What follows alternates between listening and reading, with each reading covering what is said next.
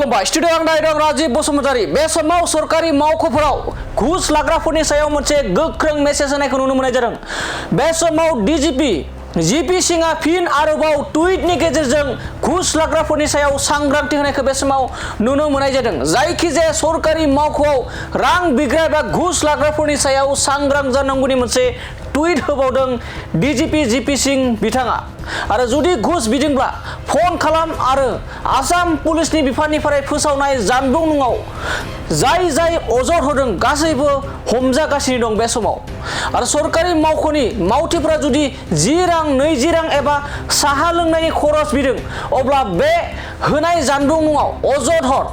जुदि नोंथाङाबो जुदि घुस होदों अब्लानिया घुस लाग्रा आरो घुस होग्रा सानैबो समान समान दायनिगिरि जागोन। बेखायनो सरकारि मावख'नि जायखिजाया सोरबा जुदि घुस बिदोंब्ला पुलिस बिफाना फोसावनाय जानबुं नङाव कल हर आरो मानसिखौ सिनायना ला।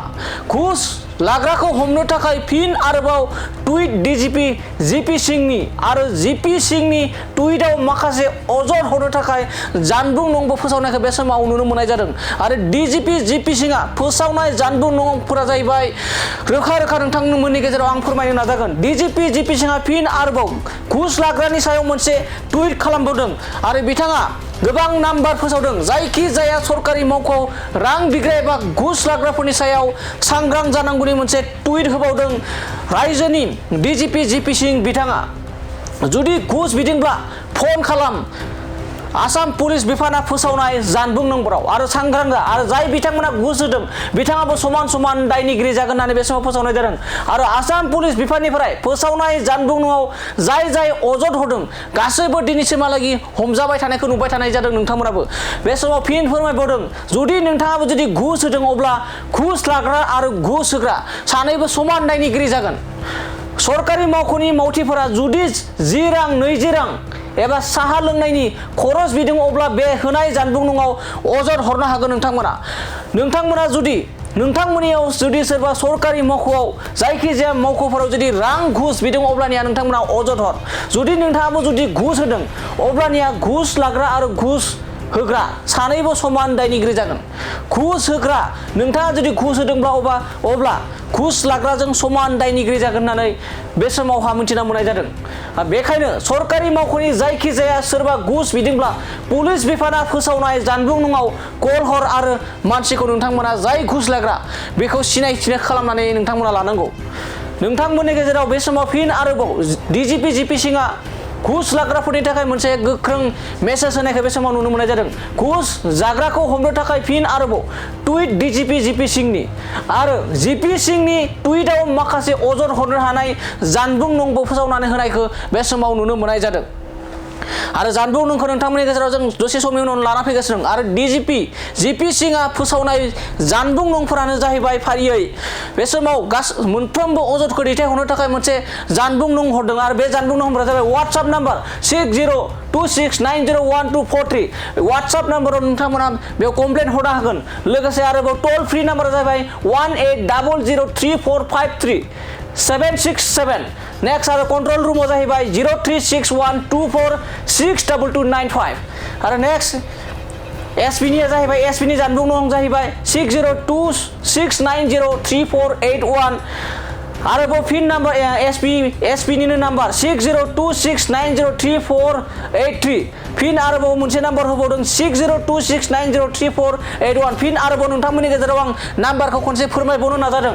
वाट्सएप नाम्बार जेराव बयनिख्रुइ साबसिन मेसेज आरो कमप्लेन एबा अजद हरनो हायो बे वाट्सएप नाम्बाराव नोंथांमोना साबसिन कमप्लेन एबा अजद दैथायहरनो हागोन। बे वाट्सएप नाम्बारानो जाहैबाय 6026901243। आरो टल फ्रि नाम्बार नोंथांमोना मोजाङै गोसोआव लानो हागोन जे टल फ्रि नाम्बारा जाबाय 180034536767। नेक्स्ट कन्ट्रोल रुम हिसाबै 036124622295। आरो नोंथांमोना बेफोरबायदि सोरबा नोंथांमोननियाव जुदि सोरबा माबा सरकारि मावख'आव घुस बिदोंब्ला बेफोर मोनफ्रोमबो होनाय नाम्बारफोराव नोंथांमोना अजद दैथायहरनो हागोन। आरो जायबा घुस लादों बै घुसखौ आसाम पुलिसफोरा बिथांमोना गोख्रों नायबिजिरगोन आरो थाबैनो हमनायनि एबा बिथांमोनखौ सोग्रोमनायनि थांखि लागोन। बे समाव फिन फोरमायबावदों रायजोनि डीजीपी जिपि सिं बिथाङा फिन आरोबाव घुस लाग्राफोरनि सायाव मोनसे सांग्रांथि मेसेज होनाय जादों। बिथांमोना फोरमायदों घुस लाग्रा आरो घुस होग्रा जुदि नोंथाङाबो जुदि घुस होदोंब्ला अब्ला बै घुस लाग्राजों समान समान दायनिगिरि जागोन होननानै बे समाव मोनथिना मोननाय जादों।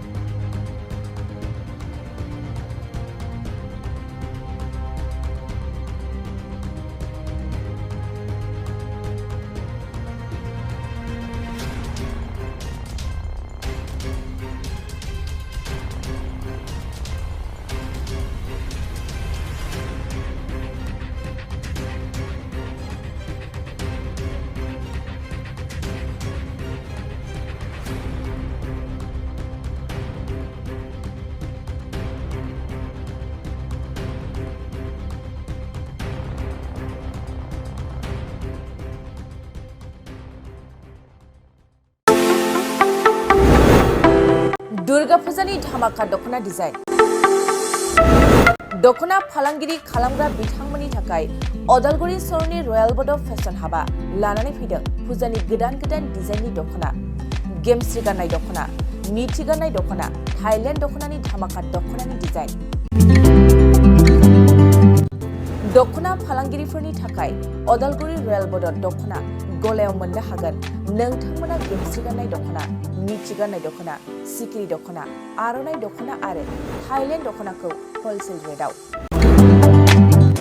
बर'नि हारिमुआरि गाननाय जोमनायफोरखौ दखना फालांगिरिफोरनि थाखाय बयनिख्रुइबो खमसिन बेसेनाव मोननो हागोन अदालगुरिनि रयेल बड' फेशन हाबाव बायदि रोखोमनि दखना नोंथाङा दखनानि फालांगि खालामनोब्लाबो रयेल बड' हाबाव गासैबो दखनाखौ हलसेल रेटआव मोननो हागोन खम बेसेनावनो लांनानै फालांगिबो खालामनो हागोन रयेल बड' गलायाव थांनाय फैनायनिबो जेबो उसुबिदा गैया रयेल बड' हाब दखना गलानि थंआनो जाबाय अदालगुरि रेल स्टेशननि साखाथियावनो सोरबाफोर दुर्गा फुजानि अफारखौ खाबु लानानै दखना फालांगि खालामनोब्ला 9957383083 जानबुं नङाव खौरां लानो हागोन।